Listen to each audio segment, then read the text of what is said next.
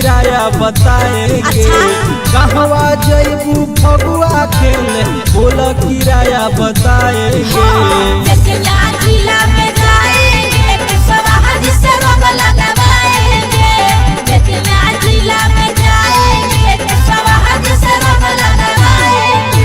छपरा जैबू कि पटना जैबू सगरो सैर कराएंगे।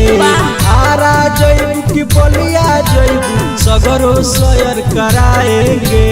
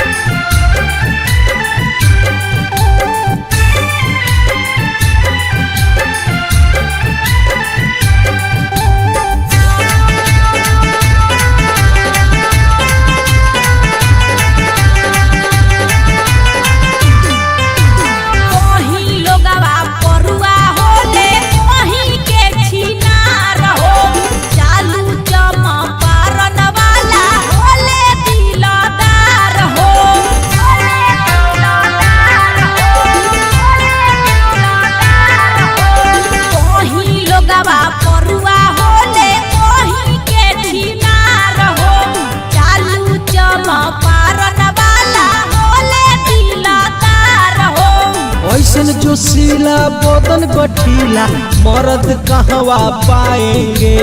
ऐसन जो सीला बदन गठीला मर्द कहवा पाएंगे।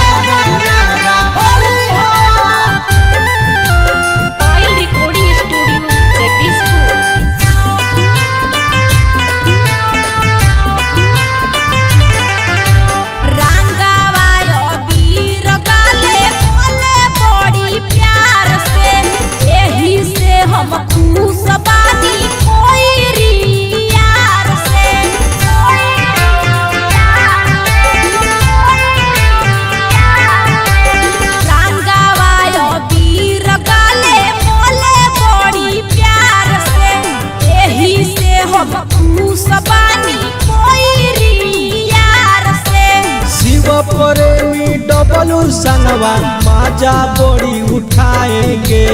शिव प्रेमी डबलू संगवा माजा बड़ी उठाएंगे।